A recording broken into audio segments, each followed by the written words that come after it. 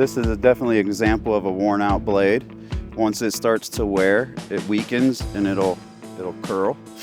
Main things to check for on these is the face itself. When it wears, you can see how shiny it got. And then the hard facing. The hard facing will start to chip. This is definitely an example of when it's time to replace your blade. Standard blade change consists of a new blade, a bolt kit, and your old arm. You remove your old blade and get set up to put your new blade on. When you're putting your new blade on, it's important to make sure you put your hex bolts through first. You're gonna have 2 hex bolts and 2 carriage bolts. The hex bolts are gonna go through the side from inside out. Washer and nut.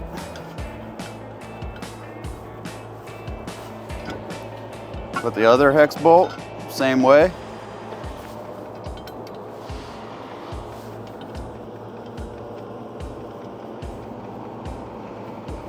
And then next will be your carriage bolts through the front of the blade, through the arm. Carriage bolt and nut. Get all these on before you tighten anything up. In order to tighten these up, you need a 3/4 socket and wrench.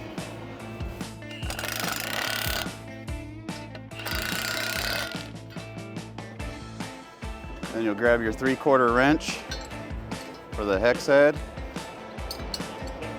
Tighten the nut up.